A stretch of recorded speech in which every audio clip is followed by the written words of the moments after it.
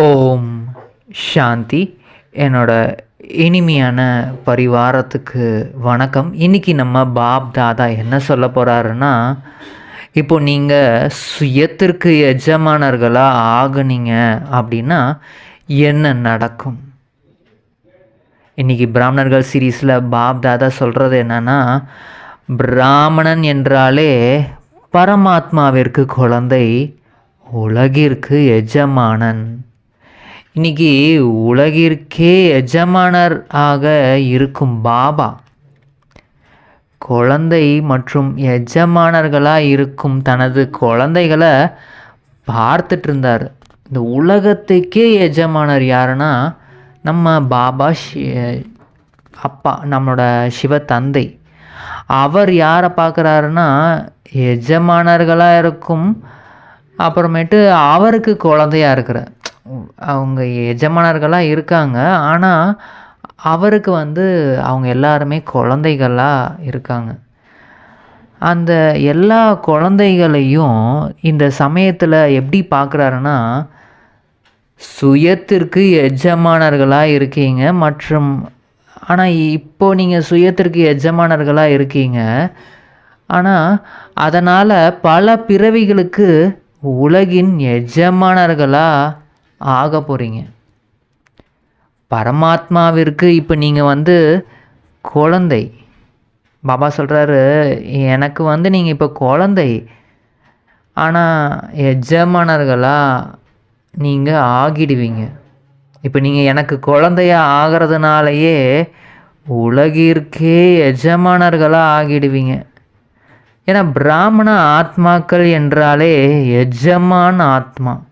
இப்போ நீங்கள் பிராமணனாக ஆயிட்டீங்கன்னாலே இவ்வளோ நாளாக சூத்திரர்களாக இருந்தீங்க. ஆனால் அப்போ தெரியல, நம்ம தான் அதிகாரி, இந்த கர்மேந்திரியங்களுக்கு நம்ம தான் எல்லாத்துக்கும் எஜமானர்களாக இருக்கோம் அப்படின்றது தெரியாமையே வாழ்ந்துட்டு இருந்தோம். இப்போ தான் நம்ம பிராமணனாக ஆகின உடனே நமக்கு தெரிய வருது நம்ம தான் எஜமானர்கள் அப்படின்னு. ஆனால் பாபா சொல்கிறாரு, இப்போது இந்த சமயத்தில் நீங்கள் உலகத்திற்கே எஜமானர்களாக இல்லை.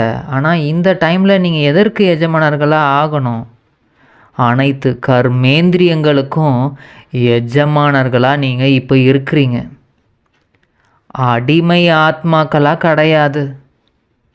அதிகாரி என்றாலே நீங்கள் எஜமானர்கள்.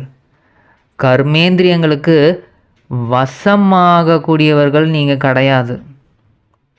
இப்போ நீங்கள் இந்த முழு கர்மேந்திரியங்கள் தலையிலிருந்து பாதம் வரைக்கும் எல்லாத்துக்குமே நீங்கள் தான் அதிகாரி. நீங்கள் சொல்கிறத தான் அவங்க கேட்கணும்.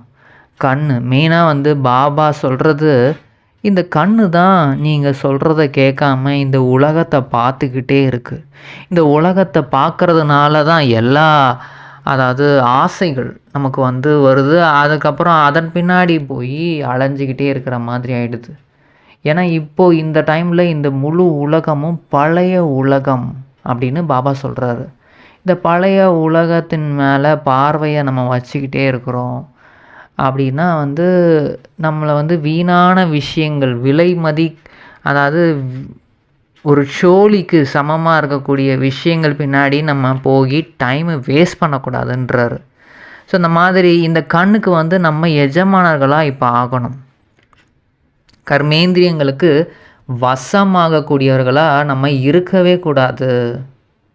அதனால் பாபா சொல்கிறாரு, இப்போது நீங்கள் குழந்தையாக இருக்கணும் மற்றும் எஜமானர்களாக இருக்கீங்க. யாருக்கு குழந்தையாக இருக்கீங்க?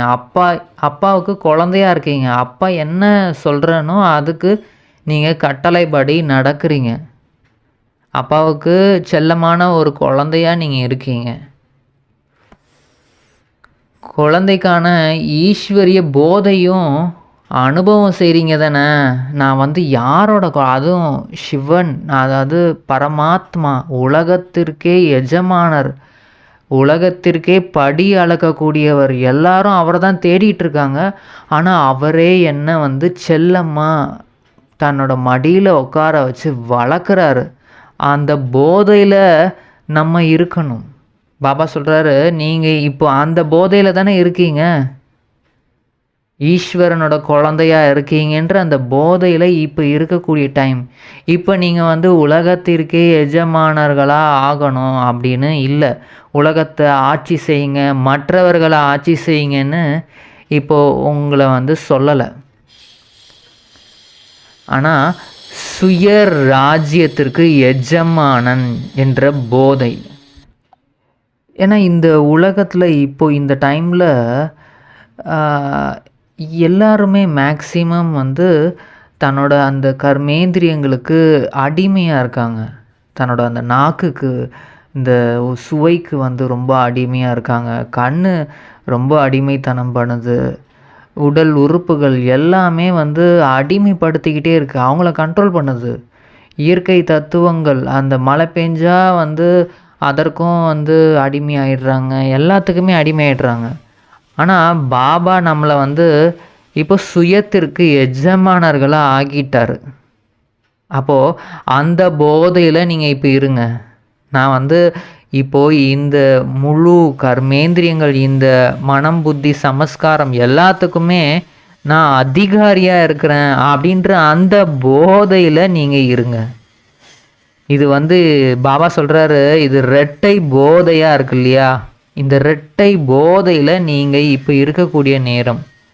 இந்த போதையின் அடையாளம் என்னன்னா அழிவற்ற ஆன்மீக குஷி. இந்த போதையிலே நீங்கள் இருக்கீங்க.